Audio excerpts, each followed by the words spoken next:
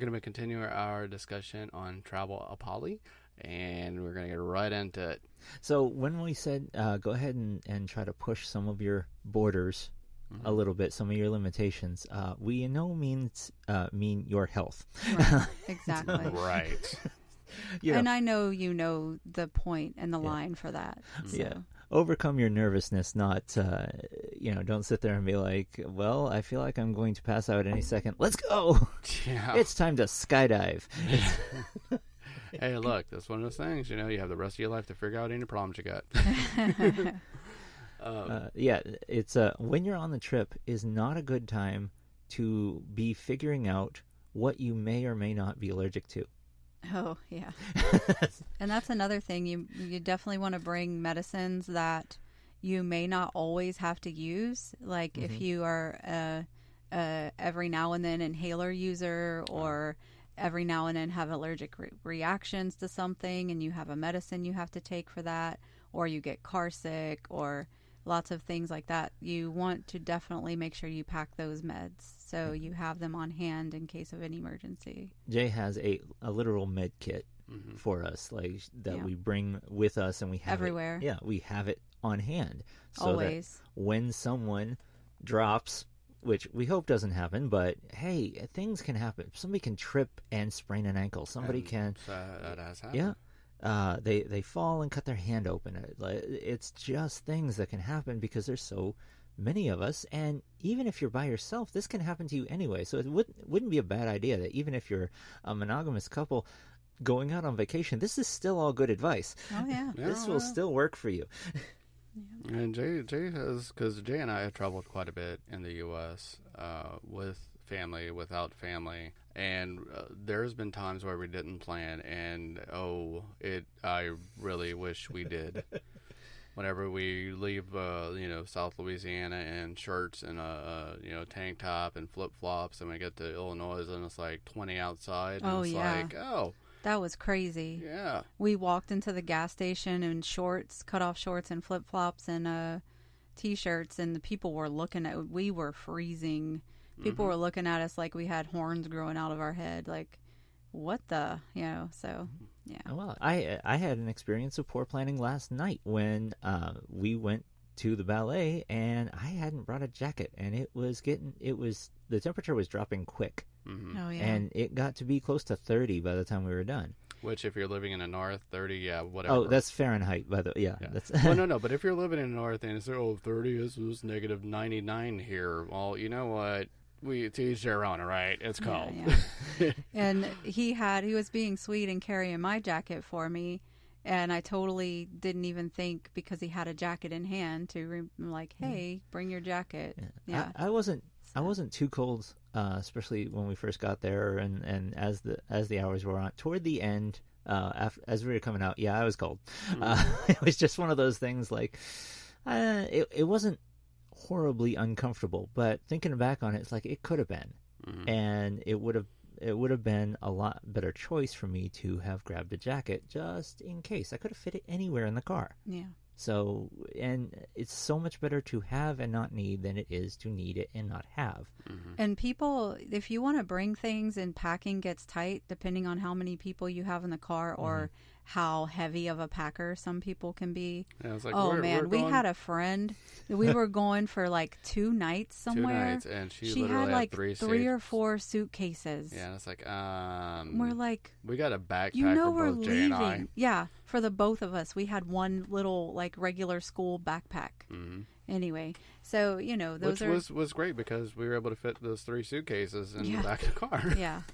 She had 3 suitcases and a big like duffel bag thing. Yeah.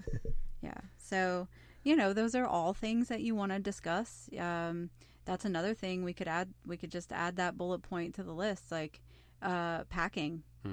You need to kind of Tetris that stuff in there. Yeah, some people are not good packers. I have to say, I have seen skills of Tetris masters with Jay and one of our friends. Like especially when he helped us move, he stayed in the truck and like everything fit. We're like, I'm not asking. It worked, but Jay is just like that too. It was just kind of funny how their interactions of packing with 2 Tetris masters, but. He earned points. Mhm. He earned definite Mhm. packing points It with was me. all one trip. Yes. With all of our stuff. It was one trip. Yeah. But and that's the thing, like you figure out how to make stuff fit, because do not think that, oh well, I never use this, but we might, blah blah blah, we might do this, we might, you know what, bring it, figure out a way to put it in there, because you know why, you're probably going to end up needing it.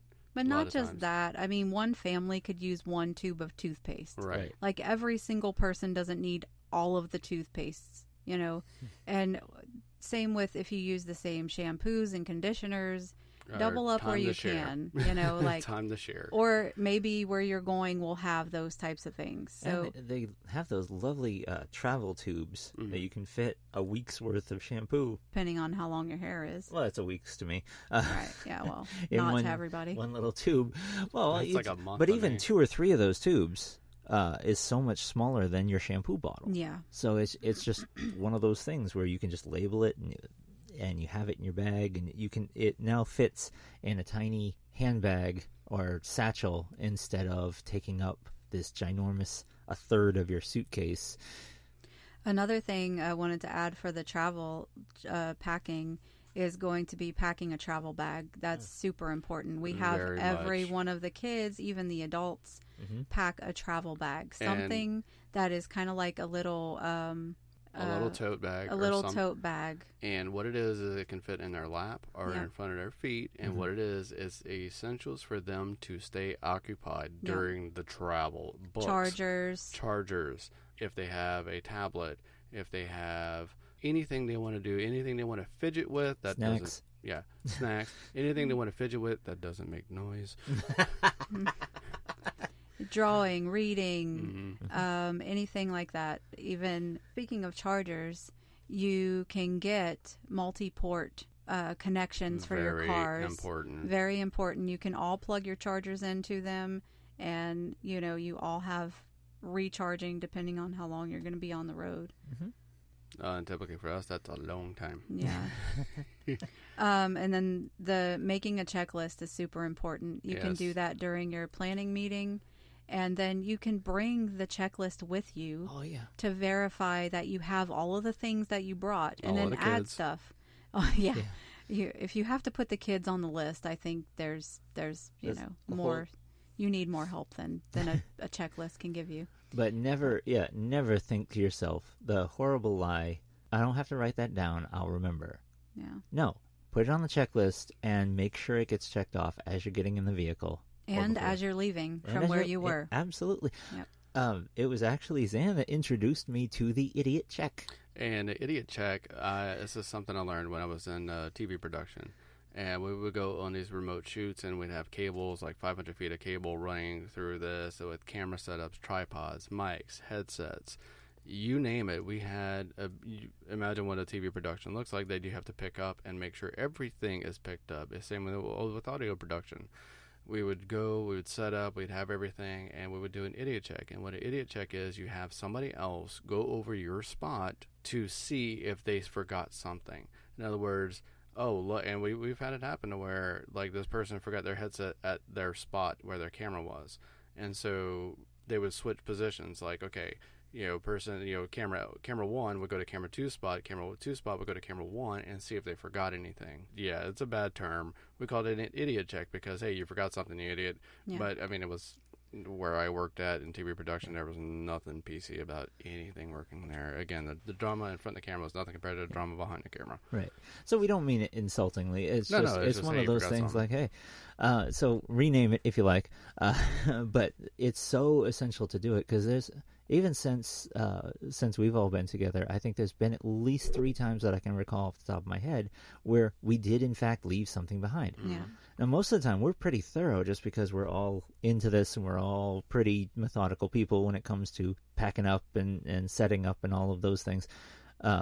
But you come back and it's super, something super obvious. This was my water bottle Or your charger. or my charger. Yeah. You don't think about those things because they're in your hand. They become kind of a part of your person and it's just out of your mind. You set it down and you picked up all the stuff and then walked out. And yeah, we come back to do that last idiot check, and there it is. sitting in the middle of everything, didn't even look at it because you're so used to not looking at it. Yeah, it's kind of like editing your own work if you're writing and you go back to read over your work. Well, of course, you're not going to see all of the mistakes because you wrote it, and our brains are kind of programmed that way. Same with items. Yeah. I do all my best editing after I hit send.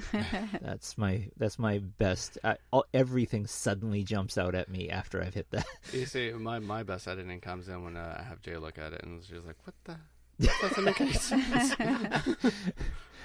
So on to a next point. It's kind of in a different area than we were headed there, but it is making arrangements for downtime and reconnection time for those who may need it, especially when the situations may be emotionally intense or overwhelming. You know, like you've been at an amusement park all day long and maybe there's a few people that are really being pushed to their limits, and, you know, their emotions are going from extreme happiness to being extremely scared, you know, and that is, for the most emotionally healthy people, that is even trying for them. Yeah, and that can also be played into visiting family and friends. Yes. Because sometimes, I know with us, there's family members that we're not out to. And you have to play those lines, you know, of, you know, affection, not affection, this, that, the other. And it is emotionally taxing because, you want to be out, but I'm sorry, grandma who is in her 90s doesn't understand poly, doesn't want to do this, that, and the other, or doesn't, you know, understand things. And you don't want to sit there and explain it to her, especially if you're going to be disappointing somebody in their later years of life like that. And do what you want when coming out, but you know, certain people that I just don't want to. I want to keep a relationship with, and that goes into its own thing. But I wanted to mention that one of the reasons why I've been able to push myself to go and do the things and overcome some nervousness and be excited about what's happening instead of afraid of it is because here I am with two people who honestly do check in with me, and that even just the check-in has an effect of giving me that little bit of strength, that little bit of fortification of, hey, yeah, I am all right. I can do this. This is gonna be good. This is gonna be a fun thing. And it shows you that you're not alone, and they're not alone. And also it allows for you to accommodate. Maybe it's something small that you could just reassure them about, and they're like, oh, okay, yeah, sure, I can do this now. Yeah, and it's the same thing. Crow has a tendency to push himself too far, and so we'll say, hey, look, I'm seeing you're taxed out right now. You need to, you know, sit down, have some water, chill out for a second, and, you know, we'll continue on. But you need to take a break for a second. It's darkly hilarious sometimes. Jay will approach me and be like, what's wrong? And I'll be sitting there genuinely confused. Like, what do you mean? She's like, you are completely out of it right now. And then I start doing a self-check, kind of like, okay, oh wow, my hands are like seriously shaking. What's going on? Yeah, so it's being aware of. Holy cow, my head's killing me. When did that start?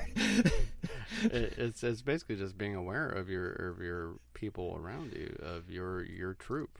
You know, your squad, your whatever your tribe. Take care of each other. Just you're all there. You're all there to have a good time, and the purpose for you taking this vacation or experience together was to do it together. And you have to be, you know, maybe your idea of what the experience was going to be is completely different than what is happening, but you have to just be grateful and feel blessed that you're doing it together. You're rewriting an experience, and you're doing this thing together, and that's the most important thing. There's a thing that goes with that I don't know if I've actually coined this thought, but I constantly recommend to people: guard your own fun, like guard your happiness, as in advocate for it, push it forward a little bit. I wanted to do this thing. Yeah, I used to be really bad at that. Instead of always making it like, well, I guess we're not doing this, swiping it off the table. Push it forward a little bit. Just nudge it. Just say, hey, I still want to do this. Is that okay? We can fit it in between this time and this time instead of when we had planned before. Yeah. I was so bad at that, and it goes back to, you know, being aware of your polycule. Because